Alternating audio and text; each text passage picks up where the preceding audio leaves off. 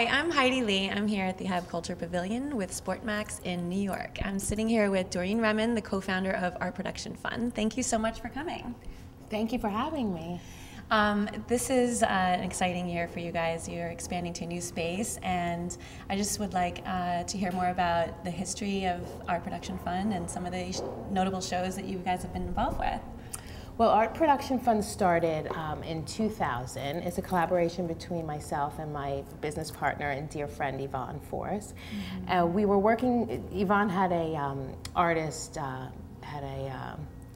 art consultancy company, and I actually had been working as an architect, and after a few years I had twin daughters and I was on bed rest. I had to go home and stay in bed, and was with the kids for about 3 years, and then I wanted to get back into the workforce. I asked Yvonne if she knew of any architecture firms where I could apply, and she actually said, well, why don't you come work with me?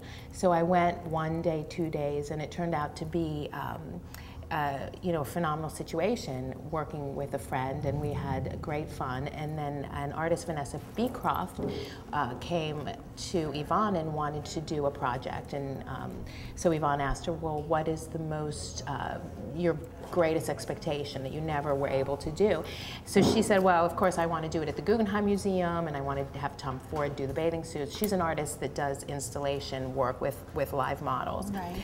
So we started to do this together and basically produce this event that turned out to be a phenomenal success, was on the cover of Art Forum, and it was the germ of Art Production Fund. It gave us the idea that artists need help with these great ideas. And we realized that this is what we want to do, that we want to just help get these artists out there, get their work done, get their visions accomplished.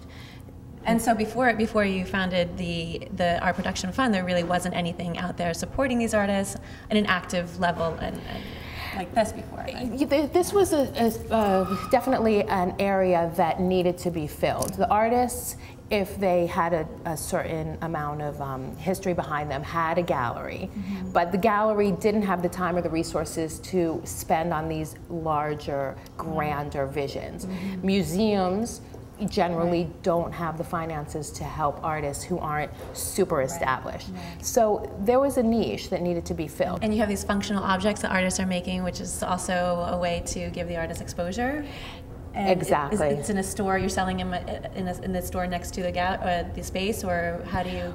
We started a line called Wow Works on Whatever, Artist Design Functional Objects, and it serves two purposes. One, it brings income into our organization, very important. And the other thing is that it allows us to work with many more artists, and also allows their work to be seen by a tremendous amount of people. So for instance, if you love Jeff Koons and you know that you're never going to be able to afford an original Jeff Koons, you can buy a Jeff Koons towel for $95, and you live with the image, and it enhances your life, and it's just a phenomenal object. And what about some of the successful shows in the past? You've had many, of course, but some that are notable that you can share with us. The next one coming up is we'll be working in collaboration with Asia Society and the artist Yoshitomo Nara, who is having a retrospective there, and he would like to do public sculpture in association with that. So we'll be working with them to present